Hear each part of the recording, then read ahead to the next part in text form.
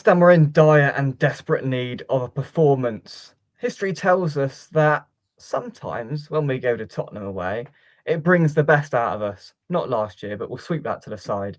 West Ham take the trip to the Tottenham Hotspur Stadium on Saturday, where there's two sides who are not in the best runs of form. We need to win. We need a performance, and we need something to reignite, probably ignite, not even reignite. We need something to ignite our season, and can it be this Saturday? Welcome back to West Ham, an official match preview ahead of Saturday. I've got a pack of fantastic guests joining us. They are going to be jetting off tomorrow to South Africa for Love Island All Stars. So I'm glad that I've got all three of them here, ready and waiting for that. Ian, firstly, how are you, mate? I'm not jetting off anywhere. I'm going to the match to hopefully watch us beat Spurs. But yeah, I'm all right. I'm all right. We had a win, didn't we? Amazingly at the weekend. So if you ain't all right after that, then you need to look at yourself the way this season's been, haven't you? So yeah, you can put your West Ham shirt on, can't you? You can be happy for a little period of time, and yeah, all good, mate. Thank you. All good, jolly good. Mike, how are you, mate? You all right? Yeah, good, mate. Yeah, echo what Ian said. At least it was nice to have a week of a little bit of good feeling. Yeah. Well, we didn't actually fucking win, did we? We drew, really. True. Yeah. The tourist next to me went. I said, "I've got to respect the point." Geezer said next to me on Sunday, but. If you don't laugh, you cry. Sam, is that the first win you've seen as a season ticket holder at the London Stadium? Yeah, it is. Isn't that embarrassing? I've missed all our other wins this season. But all the big fans were there this last weekend, of course. So Ian was there, Mike was there, I was there. Not quite sure. Yeah, I wasn't there. Yeah. But sometimes you've just got to look at it and go, I can't be bothered, to be honest. Well, I mean, all the big fans will be there on Saturday.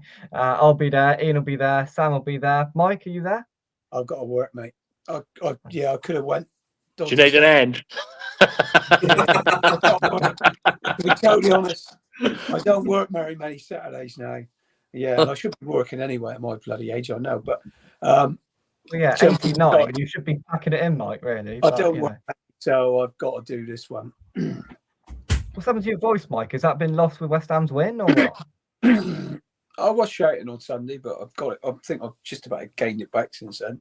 But I always do, mate. So I always make myself heard. Yeah, don't we all? Right. Ian's never been on a preview before, Mike. So what does that mean we need to do? That means you're going to do some of your shit jokes again, mate, is it? Me or Jake? Me. I have a handwritten selection of jokes, which I am now going to have a little flick through. And Ian, you've got to be an unbiased assessment because these two numpties don't like my jokes. Mate, you're still up against the traitors at the moment. You need to think about your figures. You don't want to be doing the jokes when you're up against the traitors. True. Right. What type of building has the most stories?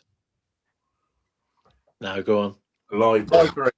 A library. See, wasn't that brilliant? Right. And there's more where that comes from in the next half an hour. Ian, aren't you glad you came here tonight?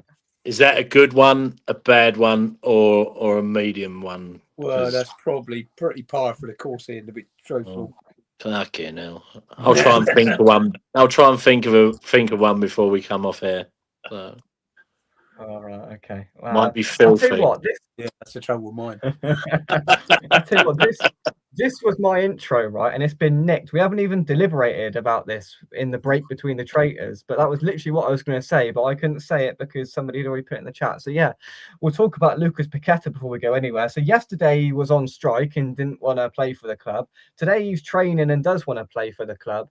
I put on Twitter earlier, it's got the most obvious. He scores, runs to the away end and just sort of like points at the bars like he did at Forest at the start of the season, puts his phone down because he always does stuff like this. Ian, we've got a player that we all thought would either leave in January or the summer. He may be on strike, he may want to leave, he may not, but Paqueta's not a player you particularly desire for in a relegation battle, is he? Did someone say it was to the day as well that Pyatt done told Bilic he wanted to leave? And was that to the day? Was it I think it was, yeah. like Blimey. look? There's you could go on forever about things like this because obviously I work a lot with old players, ex-players, former players, whatever you respectively like to call them. And I was working with some Monday night at the Bowling, and no, in a nutshell, you're right. A player you don't need right now is a Lucas Paqueta. But looking across the team, are there many in there that roll their sleeves up? Are there many in there that and is this our big problem? But is this like where it stems from as well? Is that, you know, if it was me, I'm going to cut to the chase. I would have fucked him off a long while ago, to be honest with you. He is a luxury player. He's a 1 in 4 for me. He has one good game and 3 bang average games. We've stood by him with this match fixing stuff, the betting scandal, everything that goes with it. There looks a motive in terms of selling him now because it will make us look really good in terms of taking a lower fee for him. Then we can probably do a legal dispute with the FA or a Premier League or whoever. I want some people right now, if we are going to go down, I want to go down fighting. And if that means 11 kids, if that means, you know, Andy Irving's, if he's going to fight, he's going to roll his sleeve up, stick him in the team. Because I was at Forest when, you know, he was Billy Big Bollocks with the phone, and he hasn't done fuck all since, nothing since.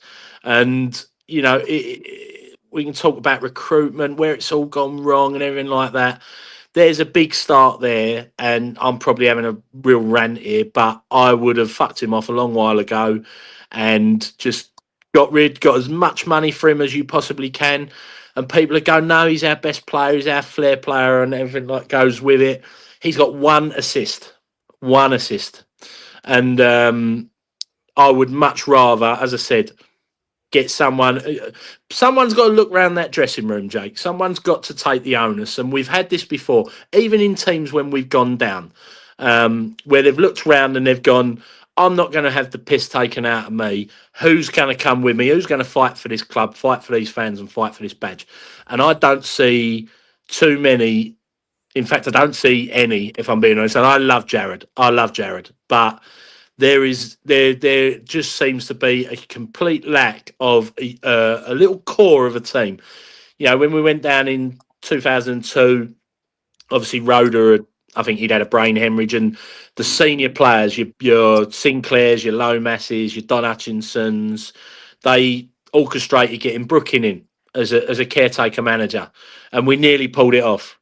And even when you looked at when we went down with Avram Grant, there were Scotty Parkers, there were Mark Nobles, there were players in there who were looking at one another and they were going, I'm going to give it a go, I'm going to fight. You know, in the Great Escape, there was that period of time when we did pull it off, when I think, funny enough, it was Spurs who done us at Upton Park for, and no famously cried. But that was the moment. That was the moment when they must have looked around and they'd gone, you know, we took a very good team. They were a good team that season, as much as you fucking hate saying it. But we took them to nearly turn them over, and that turned our season. Then we went on a run. I can't see us going on that run at the moment. I can't see us going on that.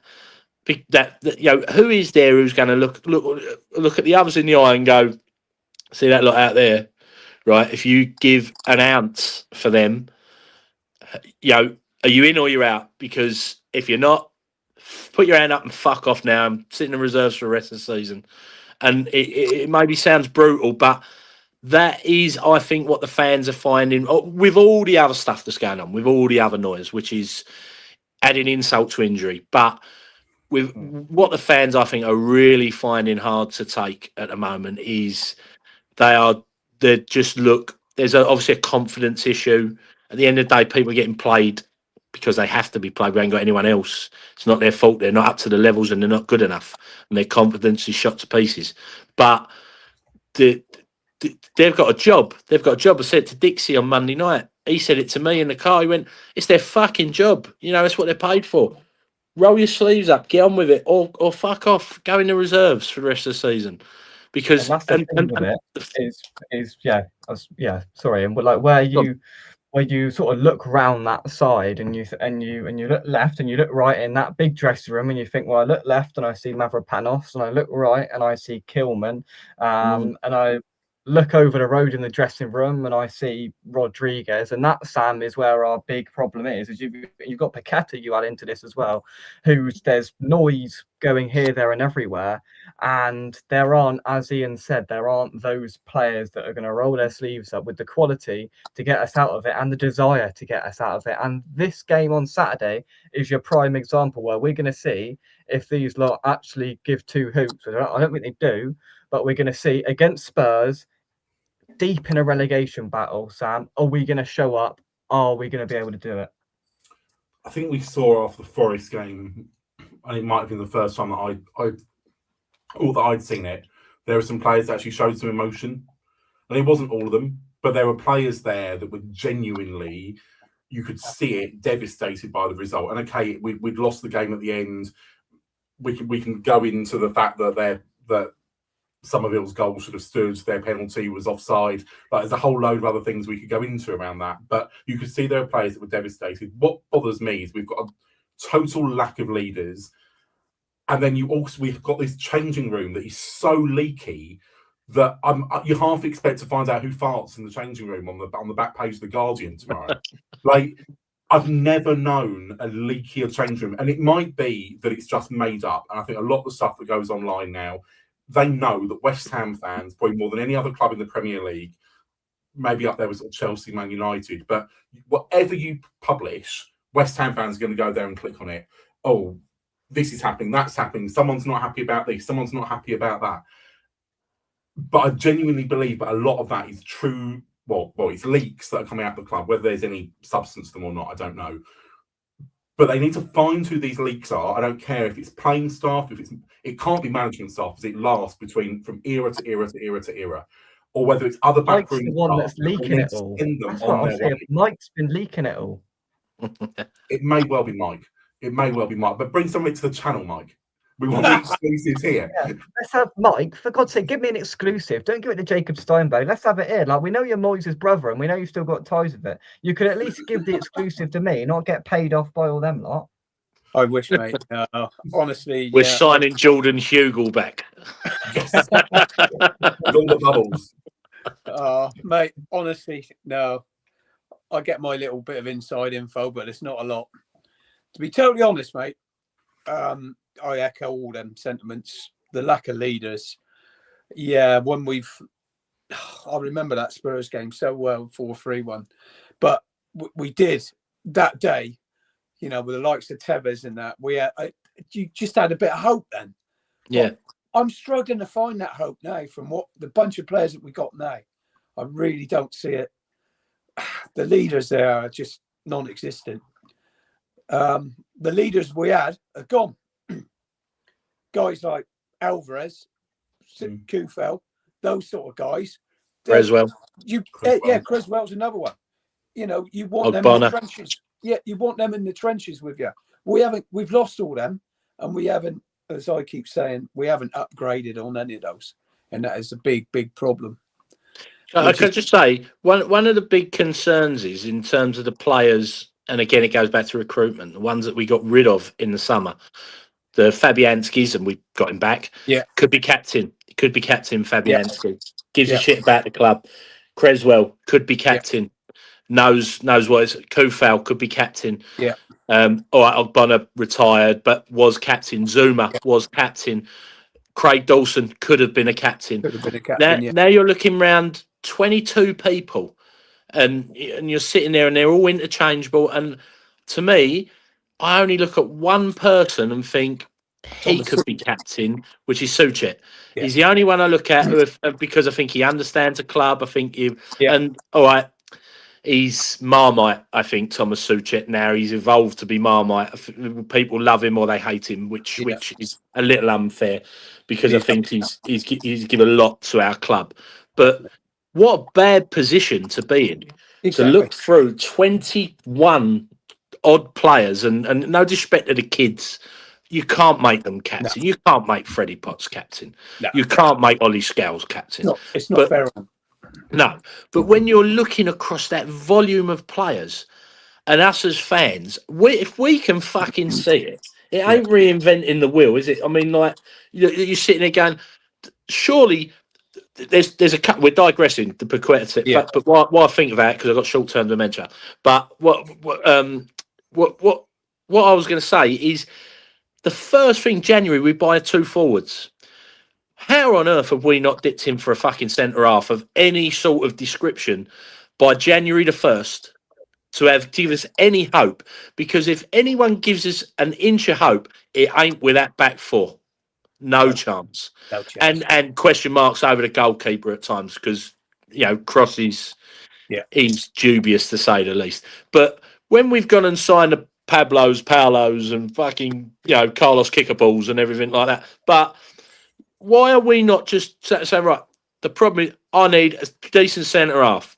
Yeah. Definitely 1, maybe 2. My fullbacks are going to come back from AFCON. I can't buy fullbacks for the sake of 3 weeks. But are you not looking at someone, and look, we're linked with Eric Dyer. I mean, someone said to me the other week, we were talking about players. They were talking about, would you take him? Would you take him? I would take anyone at the minute, anyone, because anyone improves that squad. Exactly. Anyone. It doesn't matter. Ethan Pinnock. It doesn't matter if it's Kurt Zuma, who's got 1 leg. Anyone improves what we've got in terms of a back line. Someone with a bit of bollocks and an armband who's going to come in and you're going to say, listen, and to strip Jared of the captaincy would be publicly very bad. But at the end of the day, it won't be very bad at the end of the season when most of them will not think twice and go, I want out. They'll be off. Most of them will be out the door. Full stop. Yeah, I mean, the centre half, we're just crying out for someone who can actually clear the ball. A proper Craig Dawson, someone who just sticks their head on the bloody thing. It's just, we're just crying out for that. And I know we ain't going to go out there and, get a top quality international, defender, but someone with a bit of experience, so there's got to be someone, because it's not too difficult to upgrade on what we've got at the moment.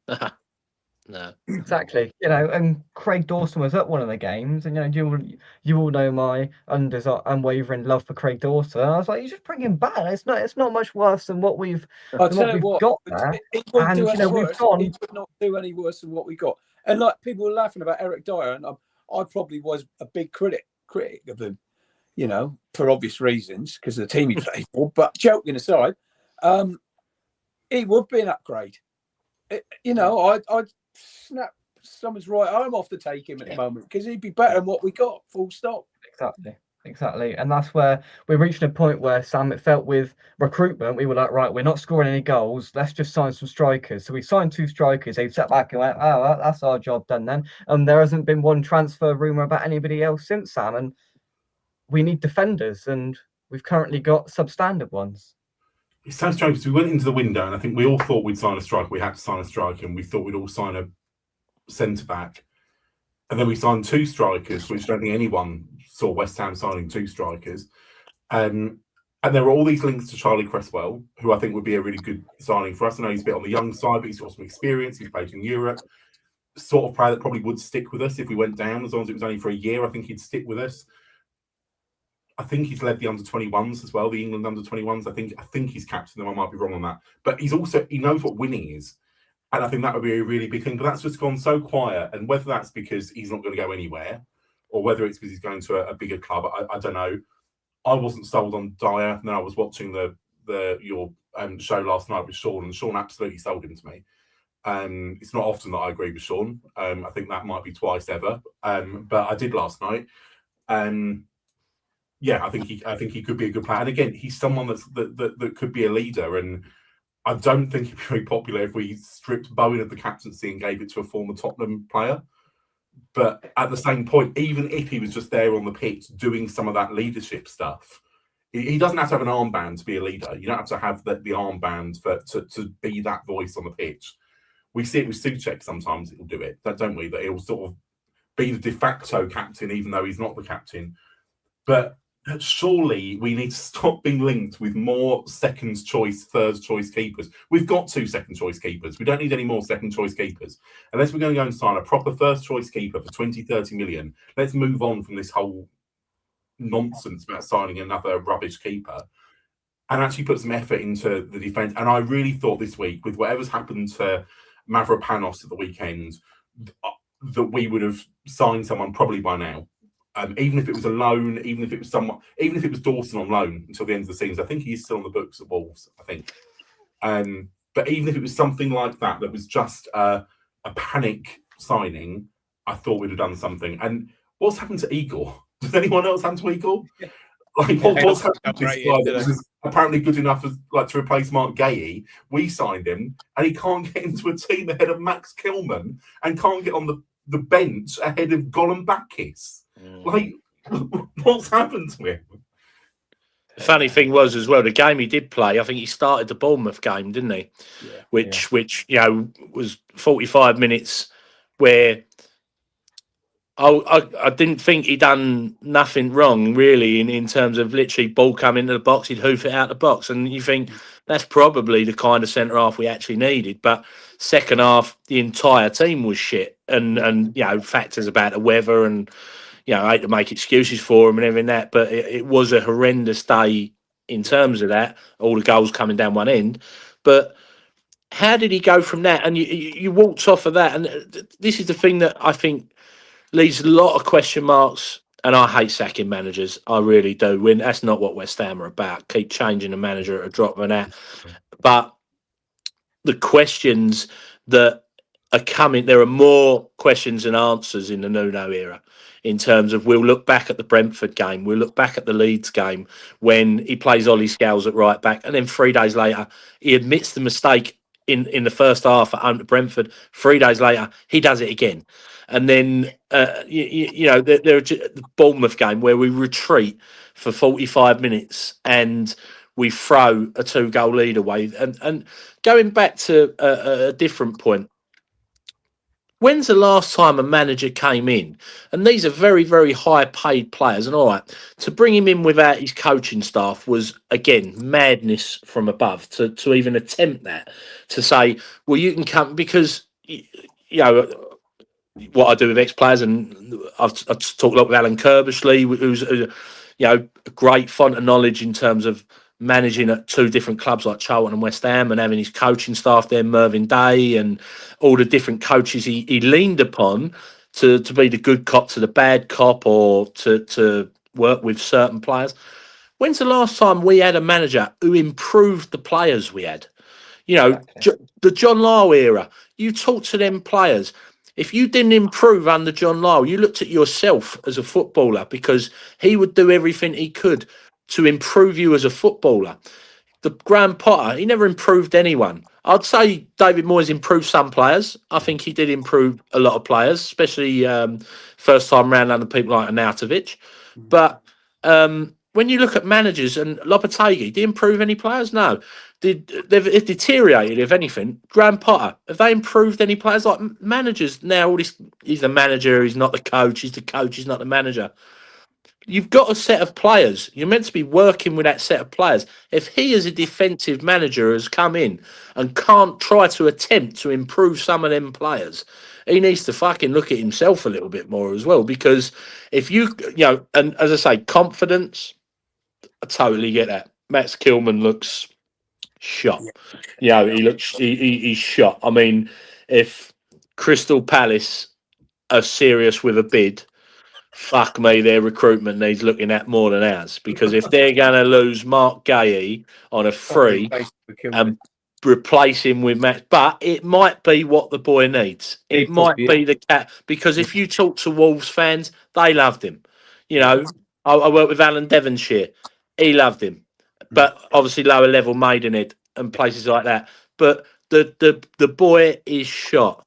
And you look at the injury to Mavropanos, you would by now have took him out of the firing line. You'd have gone, no, we've got to rebuild this kid's confidence, and that's the FA Cup. And I mean, he looked slightly better actually against QPR, but it's a big bugbear of mine is that managers do not even attempt to improve the players they've got no more. You know, you are your coach, your manager, you're fucking both. You know, there should be no, and it should be tactically. You've got your game plan, you've got what you're working to, but what are you doing all week? Improve the fucking players you've got. Make them better. Somerville's shit in the box. Spend some time with him and make him improve. Whether that's your coach, your manager, or whoever. But, you know, it just, honestly, it drives me fucking ballistic now. The players that used to spend hours in training, after training, stay longer. I need to get better on my left foot. I need to get better on my shooting. I need to get better on this. They don't fucking do that no more. You know, football's shit anyway. Come to an E13 event, have some nostalgia. Fuck it. Oh, you can see it. Right, everyone's a little bit down, so it's time to lift the mood, Mike. And how do we do that here on West Ham Unofficial? Oh, here we go. Come on then, mate. Get your Christmas crack, right? Yeah, I've got it ready. Right, what do you call this? Is a good one. Right, what do you call a belt made of watches?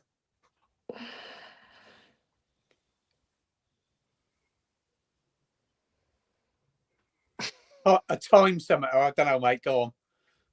A waste of time. A waste of time. There you go.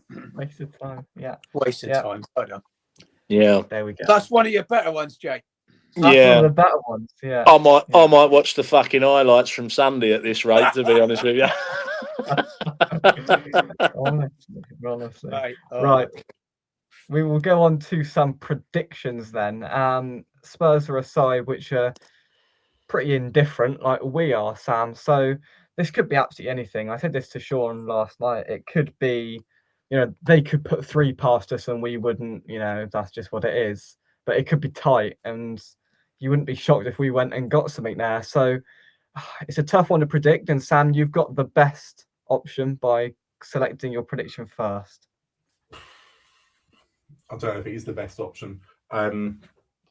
I think Paquetá's a traitor, by the way, to answer your question from 25 minutes ago. You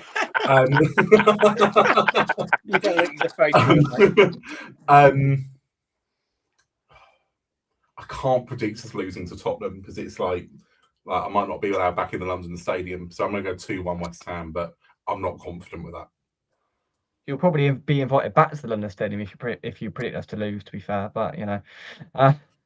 Right, so Ian, how this works is you can't predict the same as somebody else. So I always leave Mike last and stitch him up by reading his brain. So, Ian, your prediction? 1-1. El Shitio, El Crapio, El Sacchio, whatever you want to call it. Normally the games where both managers are in the balance, they both go for a draw and fucking hope for the best, don't they? We could go and get beat 3-0 there on Saturday. We could, yeah, it could be anything. It could be anything. Big bonus, Kudos not playing, I think. Huge bonus. But I was talking to someone earlier on and someone said to me, oh, you know, I think you'll go there and win 1-0. I went, if you think we are going to keep a fucking clean sheet against anyone between now and May, with the possibility of Burton Albion, who no disrespect to them, but that's a great chance for a clean sheet. I just can't see us ever keeping a goal out in any match because we just give so many chances.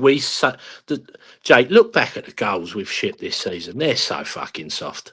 They're so soft. Like each goal you could look at, and they don't have to score weldies, do they? You know, it's like they're so soft. Someone misses something, it's just a tap in. But I'm gonna go for a 1-1 draw. So you've gone 1-1, right? So Sam, you went 2-1. 2-1. Ian's went 1-1. Right, let's get in ahead of Mike. So 2-1's gone, 1-1's gone. I don't think Mike is going to predict us to lose to them lot. So I think Mike is going to sit on the fence like he always does and go Tottenham 2, West Ham 2, Desmond. I did predict we'd lose 2-1 against Forest, didn't I? Oh, here we go. I did Okay. predict we'd win 2-1 against QPR. So I'm So on this a is a bit. big one. Hat trick. I'm on a bit Go on, of a roll. Mike. Yeah. Well, I can't predict we lose against them. Although I've got no faith at all, mate. You know that. My faith is gone, mate. It's just totally gone. And there's no way we're keeping a clean sheet. I mean, I'm down in that bottom corner, you know, on Sunday, and all those goals were down behind there, behind the wall I was. And as soon as matey crossed it in, I said to the guy next to me, "This is going in." As soon as he crossed it in, and we're just, well, Ian said it, we're just so vulnerable. It doesn't even have to be a good cross, just a half decent cross, and woof. So we're bound to ship them.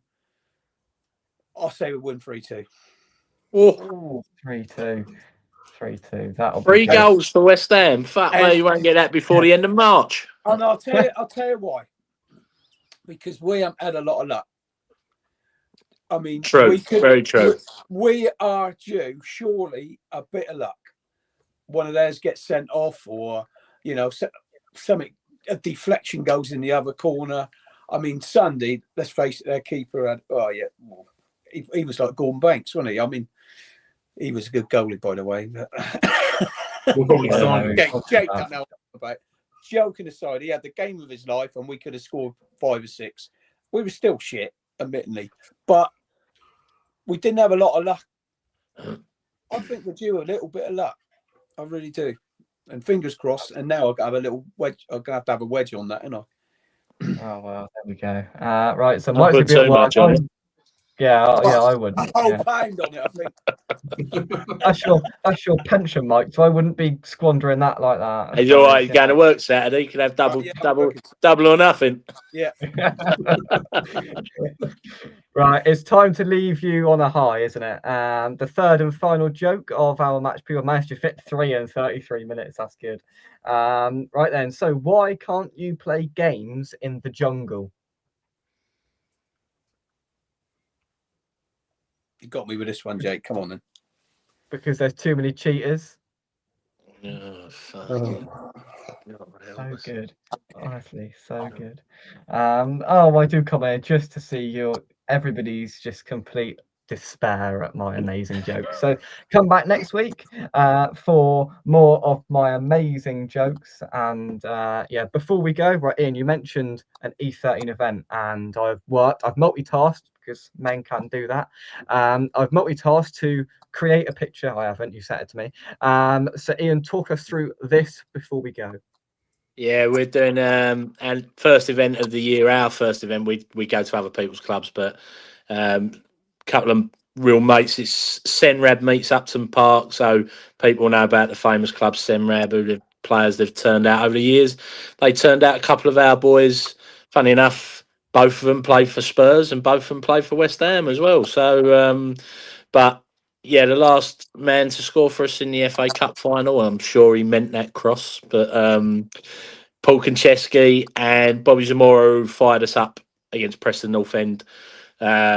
Really funny night. Was supposed to be Vaz Tay and Carlton Cole, but Vaz has just took a job in Portugal, so I've had to change the lineup a little bit. So still going to be a good night in Collier Row. If you're interested in tickets, then give us a shout. But yeah, two really they're great mates as well. They're best mates. They've played football all their lives together, and they were at Fulham together as well in the Europa League final as well. So yeah, if you're interested in that, contact us. Bobby and Conch together be a good night. Could do with them two now, couldn't we? To be fair, but I was a shame with Konchesky. It was a shame he didn't hang around a bit longer, to be honest. But another mate of mine, him and Curbs didn't see eye to eye. And there we go. 2 players that I've heard of. I know I'm very young. And Mike, I mean, you've heard of all of them back to Vic Watson, haven't you? So, can you? Yeah, Vic. Yeah, very good to get in contact with that. Right, to wrap it up. So, Sam, I've heard beers are on you on Saturday, so I'm looking forward to that because I've spent all my money. So, beers are on you Saturday, Sam. How's that happened?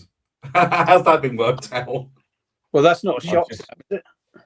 I've just come up with it. I had to buy Sean breakfast on Saturday, so I ain't got any money left. So you know, So where's my breakfast? in the post, and I, you know, and I had to buy a Bruno Mars ticket today as well. So there's even less money.